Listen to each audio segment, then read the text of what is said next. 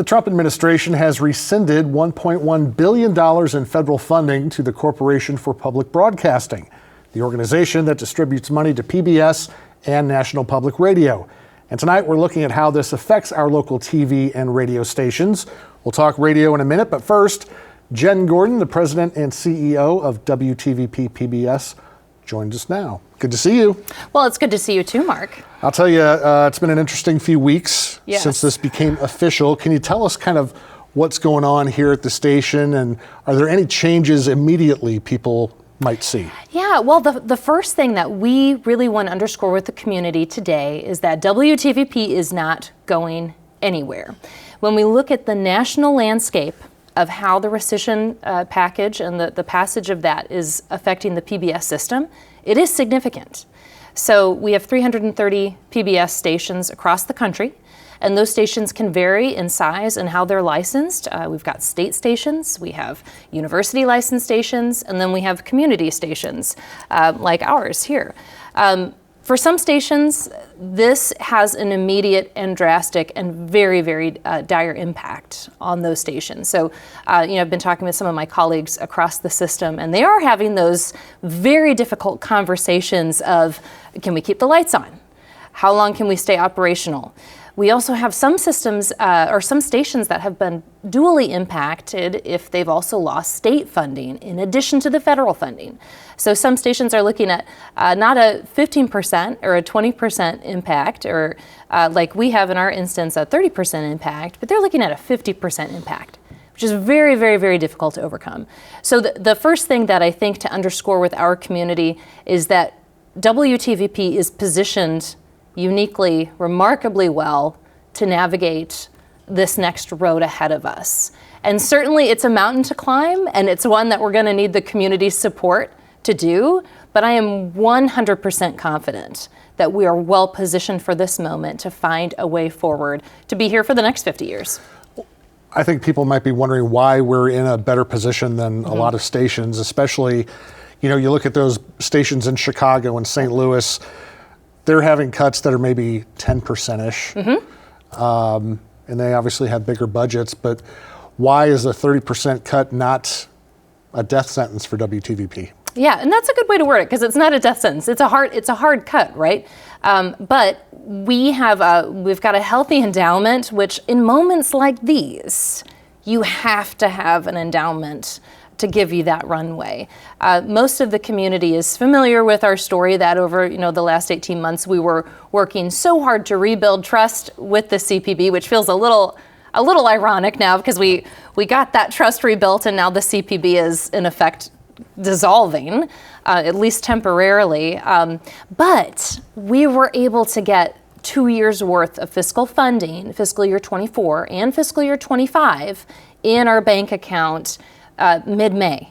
So, really like the best possible timing that could have happened for that. That was 2 years worth of federal funding. So that really enabled us to replenish that endowment, that reserve fund that we have for moments like this, and build up that ramp that we needed to have to get through, this year. That's essential. It's crucial that we have that. The second piece is over the last 18 months, we've worked really hard to streamline things and to make sure that we're running kind of a lean, mean machine. And I think, just strong fiscal practices, they really serve you well in moments like this. So that's another contributing factor as well. And then the third factor is, which we'll go into in a little bit, is the board of directors and leadership. We've got, I think, a very compelling strategy moving forward that will keep us moving forward well with the community support. How important is it in terms of what we do here locally, this show, for instance? Yes. Because some people think about PBS, what pops into your head, Sesame Street, and some other programs, but all of the programming we do locally, in your opinion, how important is that to the success of our station? It's huge. This is the unique identifier of WTVP. when we look at our local programs. So every local PBS station, it's dual purposed. We're distributing the national high quality content, the educational programs, the Sesame Streets, the Wild Kratts, the Novas, the great performances, all of those, and those are huge. We're so grateful for that, and I do want to underscore PBS has given us all confidence that those programs are not going away. So nothing is going to immediately impact our regular national lineup. But then when we zoom in closer on the local programs that we produce, like At Issue, I did a quick recall of just to date in the month of July, and we've had 13 highly produced stories told that are connecting our communities with Honor Flight. You did this fantastic interview on the Honor Flight, which was great. Emma Kwan, another At Issue show. But we've also featured the ballet. We featured local entrepreneurs, and so many more as we look at that lineup. A local drum maker who makes drums in Lakin, Illinois. So that is something that only a public broadcasting station that is community funded can do, to shine a light on and to elevate the stories that really, really speak to the local culture that we have right here. One of the things, I'm on social media way too much, but one of the things I've seen from people who have commented on this issue, and I don't think they're PBS viewers anyway, but they say, well, why can't they just sell advertising like the other stations? Yes. Explain that and why we don't. Yes. So when this mechanism was created back in the beginning of the 1960s, right, and this had to do hand in hand with the FCC. So we are set up to be an institution that is commercial free. That is part of the DNA of every public broadcasting station. And uniquely at this moment, we've lost the federal funding, but we are still bound by the FCC rules, which prohibits us from showing commercials. Now, I would say that's one of the reasons why everyone should watch, WTVP, because even the spaces in between our programs, hyper educational, hyper local, and it's something that makes us special. And I love that I can watch WTVP with my family and not be inundated with ads and with commercials and with ideas that are trying to influence me to buy something. Some of the commercials, especially on cable, I would say are PG-13. Right? I mean, it's Right. crazy. Well, but tell us a little bit about what's going on now, because I know that you and the board are being proactive in this situation in terms of explaining to people what's going on and what the consequences could potentially be of all this. Where do we go from here? What's happening at WTVP? Yes, well, if anyone wants an even deeper dive than this conversation that we're having today, they can go to the website and watch the WTVP Now episode that John Wheeland and I recorded. That is a little bit of a deeper dive as well. We also hosted a community meetup last week where we invited the community in to answer questions, because we know that there's going to be a lot of questions. But we're really, really excited about the We Believe in WTVP campaign. We've been a part of this community for over 50 years, which is just astounding. And every single time there's been a challenge, the community has met us. The We Believe in WTVP campaign is designed to encourage folks who watch our channel but have not yet taken the step to become a member. To become a member, now is the time. We want everyone to become members. And then secondly, for people who do give, to consider doubling their membership. So if you give $5 a month, consider giving 10. We have a wonderful matching grant opportunity for this. So the board has secured a $300,000 matching grant challenge. So for anyone who gives above and beyond what they gave last year, that will be matched up to $300,000, which is phenomenal. And I am so, again, very proud of this board of directors and how they are leaning into this moment. There's a second grant matching opportunity that they've also secured, which is just designed to get past board members and current board members also to raise funds in this moment. So there's a $200,000 matching grant opportunity for past board members and current board members as well. So if you do the quick math, that's going to get us to where we need to be. We need to raise about $1 million to fill the gap, and that will get us there. But I think this is just going to be an extraordinary moment for our community to come and meet us where we are. I know before the vote, you and the station were encouraging people to call their senators, their representatives, things like that. Is there anything that you would like people to do now, even though this is already passed, there is a chance the money could come back? There is a chance, and I think, the American people spoke. 3 million messages were sent to Congress. And I think you could make a case that, Congress acted. It was a very slim vote, right? This package passed by a very, very slim margin. So I think it is always worthwhile for people to continue to reach out and say, hey, please, we want to see federal funding come back. Because of the situation we're in today, we can't necessarily count on that from a planning purpose. So we're asking people first and foremost to consider increasing their donation to the station. Help us make that match happen that we have on the table. And talk it up with your friends. Be influencers for WTVP and, have watch parties at your house. There's so many great programs that I think a lot of our community still haven't plugged into, they haven't watched. We're just asking everyone to lean in and rediscover WTVP in this moment. Well, one of the cool things about being a member too, might as well plug that, we'll take your money, but you get something in return. Let's talk about what members get when they donate. Yes, it's really wonderful. So we have our program guide, which comes out every month, and that's mailed to you if you are a member. And then also Passport, which Passport it's like a treasure trove of all of your favorite episodes that have ever aired on WTVP.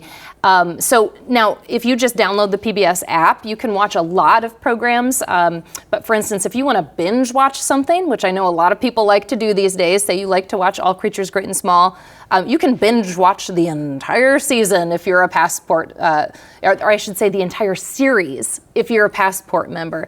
And likewise with many PBS programs. So even the other day I was looking up Julia Child because she was such a huge, iconic PBS star. And sure enough, if you have Passport, you can watch, all of these archived episodes of Julia's cooking shows. So it's a lot of fun. And when I think about the programs that we show, it's almost like a museum or an encyclopedia of just brilliant content. I tell everyone it's the solution to scrolling. If you have Passport up on your phone or on your television, you're not gonna be scrolling, you're just gonna be engaging with really good content. Before we let you go, how can people find out more about our campaign and what's going on at WTVP? Oh my goodness, it's so easy. You can just go to WTVP.org. There's a big banner right there and click through to the We Believe in WTVP campaign. All right, will do. Jen Gordon, CEO and President of WTVP. Thanks for spending some time with us. Thank you, Mark. All right. We've heard about the TV side. Now we want to talk radio. The Executive Director and General Manager of radio stations WCBU in Peoria and WGLT in Normal, R.C. McBride, joins us now. Thanks for coming in. Thanks for having me, Mark. Well, you're a journalist. Once a journalist, always a journalist, being in this business. Now you're in the management role. What has this been like for the radio stations over the last few weeks with this news? Well, as you're aware, it's not as though this was a surprise or a shock. We've seen this coming for a while. We put up the good fight. It was very, very close. In a strange way, it's almost a relief to have some clarity, but obviously this is a substantial change. Public media has been supported for nearly 60 years, so that's disappointing. People talk nationally about NPR, and that's kind of the target here, but let's talk about more just local news. Tell us about the kind of content that you guys are pumping out with both stations and how this could potentially affect that. Yeah, and again, you're aware of this too. I mean, the state of Illinois has lost something like 90% of its journalism jobs over the last 20 years. And I am someone who has been a big believer that public media, and that includes public television, has both an opportunity and a responsibility to do whatever it can to fill that gap. So, and I think we've been doing that. Our newsroom has grown at both stations over the last several years. That was an emphasis. And the focus really is on local news, and not just government or school board coverage. That's a big part of it, but also covering the arts, sports feature stories, telling stories that shine a light on people who are, they don't have a title, they don't have an elected role, but they're just trying to make a difference in their communities. So that has been our focus. Even with the smaller staff, I know you guys have been branching out. A few months ago, we talked about the documentary that WGLT did about homelessness in Bloomington Normal, and it was video, and it was well done by your employees. So it seems like, even with restrictions, you guys are trying to branch out and cover all the bases. Yeah, and by the way, I really want to thank WTVP for airing the documentary, and it's great to see that we have a good partnership. Our missions are so aligned, and to a degree, we're kind of in it together, and we're trying to serve our communities in very similar ways. So thank you for that. Our greatest growth has been on our website. I mean, it probably won't surprise you to hear that the website audience dwarfs our listenership, and that's okay. And a lot of that is us writing, for lack of a better term, newspaper style, longer form pieces that people are reading. But we've done quite a bit over the last year, and with our short form videos, TikTok, Instagram, YouTube, Reels, I'm not the target for that, for most of that, but that audience is finding us there. Mm-hmm. When we talk about the cost cutting that's been happening, looks like roughly 15% of WCBU's budget comes from the government, and Bloomington Normal about 10%. So how do you make up that money? I'm sure that's keeping you up at night, but what do you think?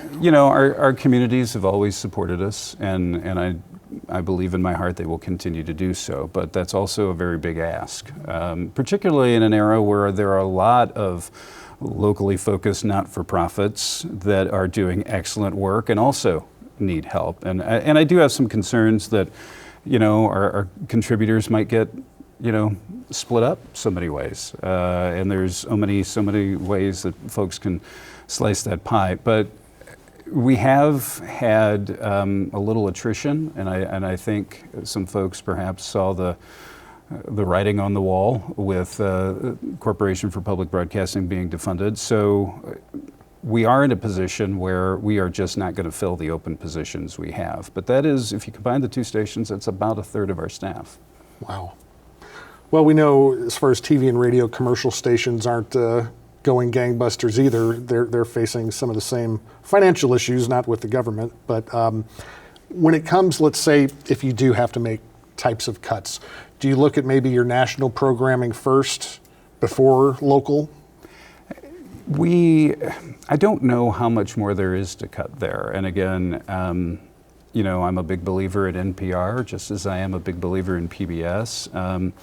But there are certain things that fans expect, right? So I don't know that we could do a whole lot there. That said, our local people are our number one priority. Mm-hmm. When we look at these budgets, we said 10 to 15% of the money's coming from the government. Where does the other portion of that money come from? So it varies a little bit by station, but both stations are majority community supported. So whether that's individual donors who step up as best they can, whether that's corporate or business underwriting, other grants, we've tried to be active in that space, and in the case of WGLT, Illinois State also supports. Mm-hmm. What have you heard from your listeners about this situation? Because we both know that with TV and radio, people pick their favorite and they're pretty loyal. Mm-hmm. So I know you've got a lot of loyal listeners out there. What have you heard from them? Well, it's been very supportive, and I think that has certainly helped with morale. We're hearing all the time from folks, thanks for what you're doing. We value your service.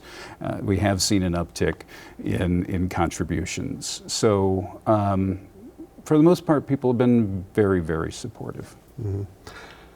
Long term, how do you plan for the future with this? I mean, there's a chance that money could come back in the future, or maybe not.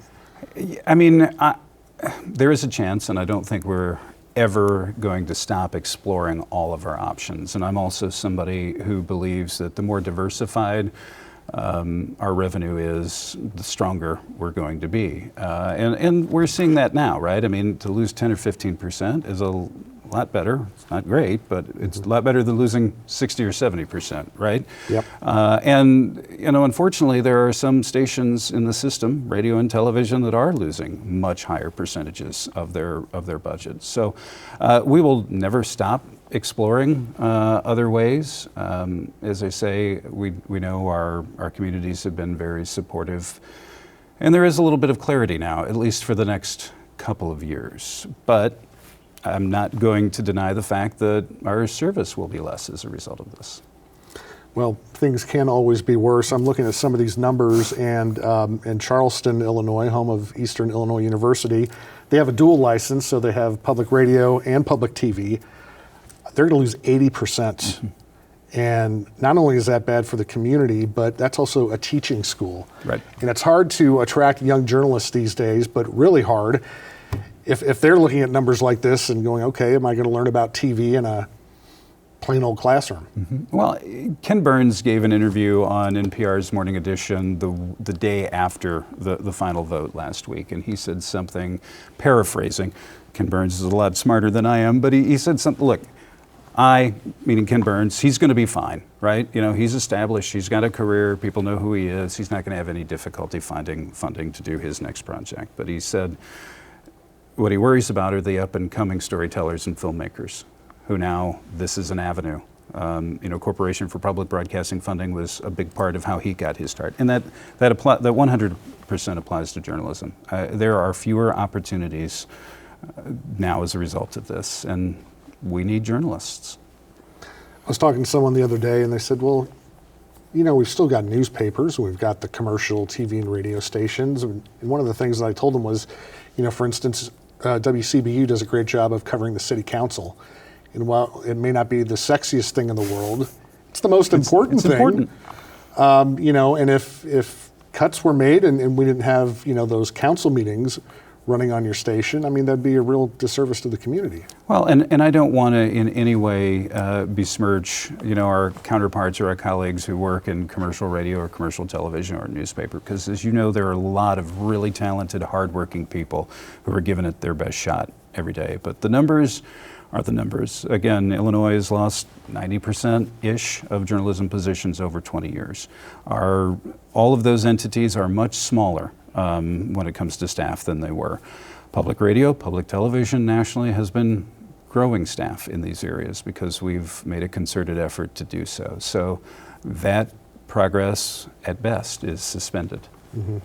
Do you know about how many hours a week, how many hours of programming your stations are putting out for local things? I tend to not think as much in those terms. I could tell you about, we do a local newscast on each station every hour, so that's, 2.5 minutes. We also, WGLT does a half-hour daily news magazine and a daily news podcast, but probably the bulk of our content is on our website or various social media platforms. And the last I checked, and it depends, but we're originating 30, 40, 50 stories a week that are locally produced. And that's a lot for 2025. And they're not behind a paywall. That's right. And that is a huge part of what we're trying to do in public media. And again, I don't want to put myself in a position where I'm, talking down or, talking badly about folks whose content is behind a paywall. That's what they feel they need to do for their business model. We have a bit of a luxury that, as a nonprofit, we don't have owners or investors, and we only have to break even, hopefully with a little something left to invest in the future, right? But yeah, for many, many places, we're the only outlet that's freely available.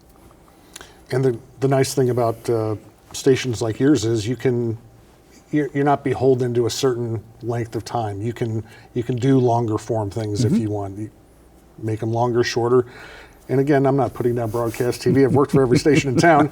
But it's nice to have that opportunity to say, hey, this is an important story. Let's devote a half an hour to it as opposed to a minute. Right. And you feel that you can give it a little bit more justice when you're doing that. And I, like you, I came from the commercial sphere. So, I worked for many years at radio stations with, 20, 30 commercials an hour. It is a huge advantage for us that we don't have that kind of clutter. What can people do to find out more about the work you guys are doing at your stations? Well, I would encourage folks always, everything we offer is at wcbu.org or wglt.org. So if you're not familiar with it, I know a lot of folks are, but we would encourage folks to check in on what we're doing. All right, R.C. McBride, we appreciate the work you and your staff do and hope you continue working hard. You as well. All right, thanks for coming in. Appreciate it. And thank you for watching. You can check out this interview, share it with your friends at WTVP.org, and you can catch us on Facebook and Instagram. Have a good night.